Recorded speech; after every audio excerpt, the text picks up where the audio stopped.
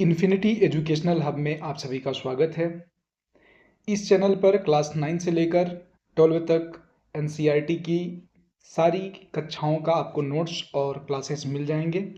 यहाँ पे class 10th की ज्योग्राफी के चैप्टर 2 को हम लोग देखेंगे और इसके पहले 3 वीडियो आ चुका है। चैप्टर 1 से 2 वीडियो और चैप्टर 2 से 1 वीडियो। इस वीडियो के बाद चैप्टर 2 आपका समाप्त हो जाएगा।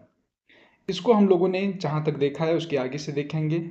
हम लोगों ने इसमें जैव विविधता, प्राकृतिक वनस्पति, स्वदेशी वनस्पति प्रजातियां, परितंत्र, पारिस्थितिक तंत्र किसे कहते हैं, इन सब को देखा।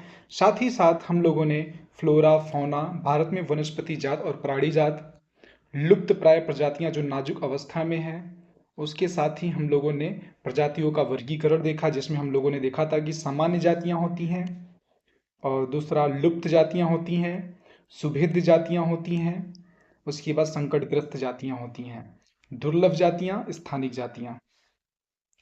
उसके बाद हम लोगों ने देखा था कि हिमालयन यव को देखना था। चलिए यहाँ से शुरुआत करते हैं और यहाँ से आप नोट्स बनाना शुरू करिए देख देख कर। और चलिए शुरुआत करते हैं। हिमालयन यव, हिमालयन यव किसे कहते हैं? हिमालयन यव जो कि चीड़ है, चीड़ की एक प्रकार सदाबहार वृक्ष है, एक औषधि पौधा है जो हिमाचल प्रदेश और अरुणाचल प्रदेश में कई क्षेत्रों में पाया जाता है। हिमालय क्षेत्र अगर आप बात करेंगे, ये आपका जो भी उत्तर का पर्वतीय क्षेत्र है वही हिमालयन क्षेत्र होगा। इसमें आपका हिमाचल प्रदेश और अरुणाचल प्रदेश में कुछ विशेष प्रकार के वृक्ष उगते हैं जिसे हिमालयन यव कहते हैं। ये पौधा बहुत उपयोगी है, ये सीधा सीधा पूछ लेता है। जैसे देखेंगे हम लोग, पेड़ की छाल, पत्तियों, टहनियों और जड़ों से टक्सॉल नामक रसायन निकलता है। कौन सा रसायन? टक्सॉल। जो टक्साल रसायन है, इसका जो प्रयोग होता है ये कैंसर उपचार के लिए किया जाता है। सोचिए कितनी डेंजरस बीमारी के लिए इसका पौधा का प्रयोग किया जा रहा है। चलिए आगे देखते हैं कि इसके नुकसान क्या हुए हैं अभी तक। नुकसान यह है कि हिमाचल प्रदेश और अरुणाचल प्रदेश में विभिन्न क्षेत्रों में जौ के हजारों पेड़ सूख गए। और यदि ऐसे सूखता रहा तो हमारा जो इन्वायरमेंट है वो खतरे में आ सकता है। ठीक है, नेक्स्ट पॉइंट है आपका, कम होते संसाधनों के सामाजिक प्रभाव। कम होते संसाधनों के सामाजिक प्रभाव, अगर संसाधन कम हो रहे हैं तो उस पर सामाजिक प्रभाव क्या पड़ रहा है? संसाधनों के कम होने से समाज पर प्रतिकूल प्रभाव पड़ते हैं। कुछ चीजें इकट्ठा करने के लिए महिलाओं पर अधिक बोझ होता है, जैसे ईंधन, चारा, पेयजल और अन्य मूलभूत चीजें। दूसरा क्या है, इन संसाधनों की कमी होने से महिलाओं को अधिक काम करना पड़ता है। कुछ गांवों में पीने का पानी लाने के लिए महिलाओं को कई किलोमीटर पैदल चलकर जाना होता है। तीसरा, वनोन्मूलन से बाढ़ और सूखा जैसी प्राकृतिक विपदाएं बढ़ जाती हैं, जिससे गरीबों को काफी कष्ट होता है। ठीक है, इसको आपको लिख लेना है, बार बार आप रिवीजन करिए। आपका नेक्स्ट पॉइंट है, ये बहुत इंपॉर्टेंट है, ये आपके जितने भी कंपटीशन एग्जाम हैं सब में पूछे जाते हैं इससे। भारतीय वन्य जीवन संरक्षण अधिनियम 1972 सीधा पूछ लेगा कि भारतीय वन्य जीवन अधिनियम संरक्षण कब आया, तो आपको याद रखना है 1972 में। अब बात करेंगे इसके डिस्क्राइब की। 1960 और 1970 के दशकों में पर्यावरण संरक्षकों ने वन्य जीवन की रक्षा के लिए नए कानून की मांग की थी। उनकी मांगों को मानते हुए सरकार ने भारतीय वन्य जीवन संरक्षण अधिनियम 1972 को लागू किया। अब इसका उद्देश्य क्या था भारतीय वन्य जीवन संरक्षण के? इस अधिनियम के तहत संरक्षित प्रजातियों की एक अखिल भारतीय सूची तैयार की गई। बची हुई संकटग्रस्त प्रजातियों के शिकार पर पाबंदी लगा दी गई। वन्य जीवन के व्यापार पर रोक लगा दिया गया। वन्य जीवन के आवास को कानूनी सुरक्षा प्रदान की गई। कई केंद्रीय सरकार व कई राज्य सरकारों ने राष्ट्रीय उद्यान और वन्य जीव पशु विहार स्थापित किए।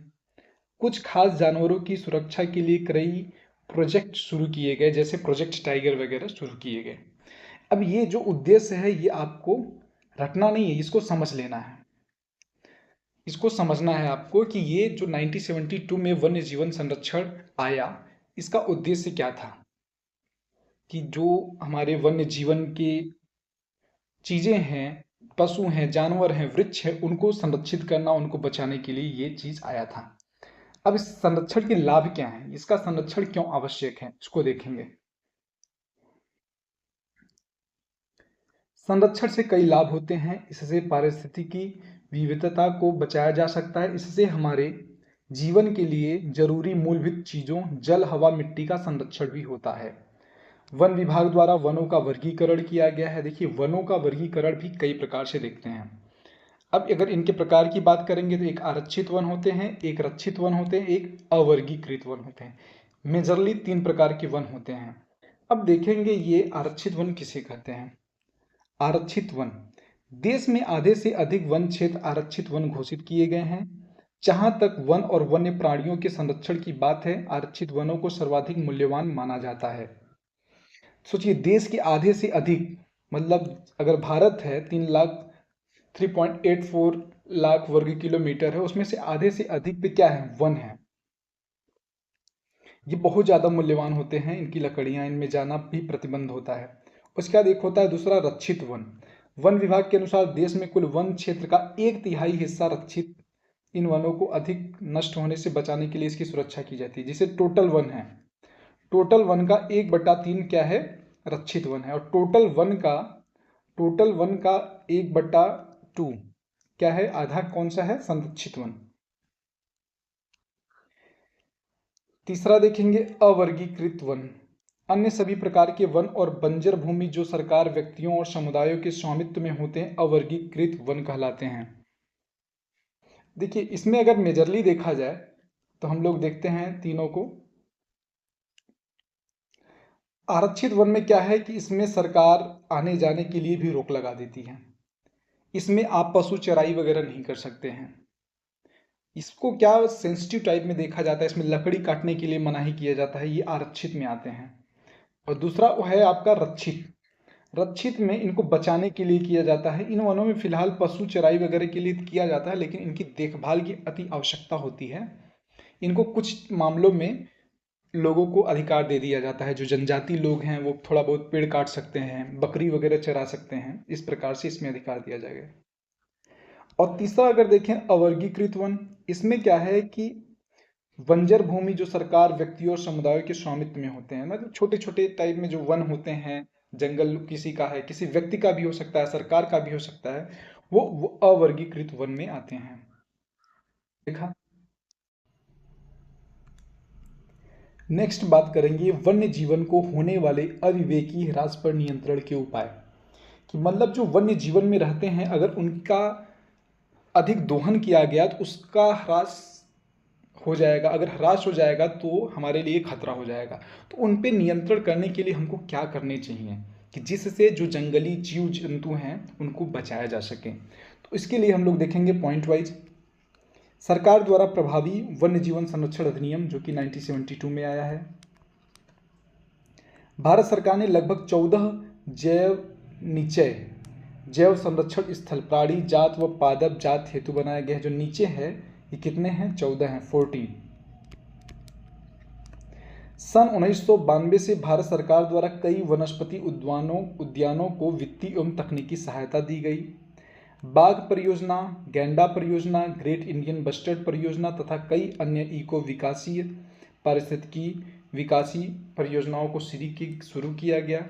ये सब जो परियोजनाएं हैं इनके माध्यम से जीव जंतुओं को संरक्षण किया जाएगा।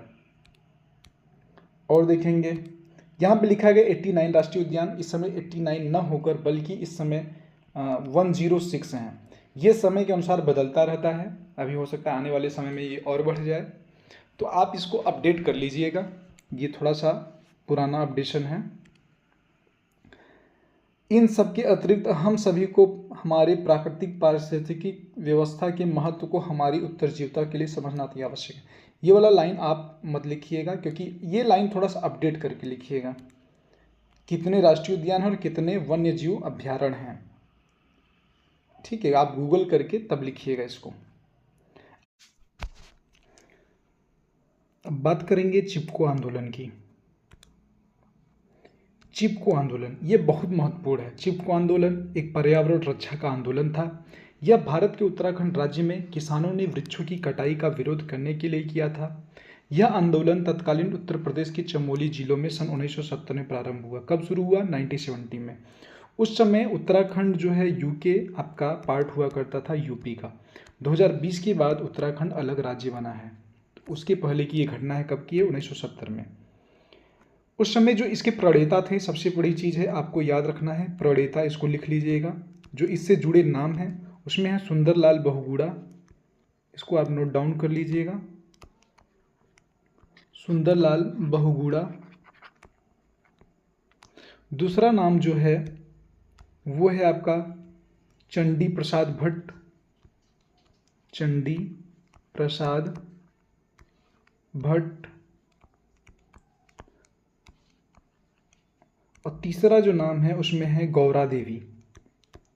ये तीनों नाम किससे जुड़े हुए हैं? ये तीनों नाम जुड़े हुए हैं चिपको आंदोलन से। ये आपको अच्छे से याद कर लेना है।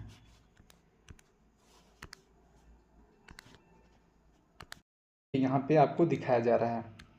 अच्छा, जो ये चिपको आंदोलन है इसके प्रणेता कौन है? इसके प्रणेता हैं आपके चंडी प्रसाद, नोट डाउन कर लीजिएगा इसको। अब आएंगे हम लोग नेक्स्ट पॉइंट पे, प्रोजेक्ट टाइगर। बाघों की विलुप्त होने से बचाने के लिए प्रोजेक्ट टाइगर 1973 में शुरू किया गया। तो आपसे सीधा सीधा प्रश्न बनेगा ऑब्जेक्टिव में या कहीं भी कि प्रोजेक्ट टाइगर की शुरुआत कब हुई, तो आपको बताना है 1973 में। उसके बाद 20वीं सदी की शुरुआत में बाघों की कुल आबादी 55,000 थी, जो 1973 में घटकर 1827 हो गई।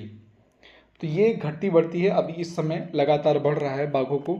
इन लोगों को मैं बताया हूँ, जीव जंतुओं को बचाना हमारे लिए बहुत ज़रूरी होता है। बाघ आबादी के लिए खतरे, व्यापार के लिए शिकार, सिमटता आवास, भोजन के लिए आवश्यक जंगली उपजातियों की घटती संख्या आदि, इससे बाघ की आबादी को खतरे हो रहे हैं।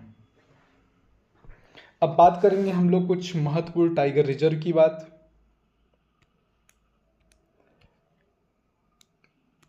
उत्तराखंड में कार्बेट, जिम कार्बेट राष्ट्रीय उद्यान है। पश्चिम बंगाल में सुंदरवन राष्ट्रीय उद्यान है।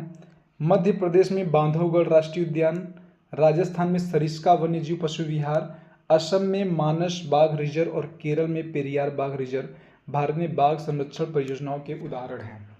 देखिए, है तो बाघ रिजर्व काफ़ी, हमें लगता है अभी 55 वगैरह हैं शायद, एक बार आपको चेक कर लेना चाहिए।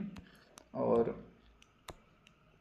यहाँ पे कुछ ही नाम दिए गए हैं, यहाँ पे कुछ ही नाम दिए गए हैं, ठीक है।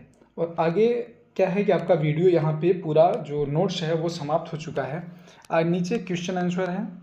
और चलिए आज के लिए बस इतना ही, मिलेंगे आपसे नेक्स्ट वीडियो में। अगर ये वीडियो आपको अच्छा लग रहा है तो कृपया इस चैनल को सब्सक्राइब करें, शेयर करें और लोगों को इससे अवगत भी कराएं। Thank you.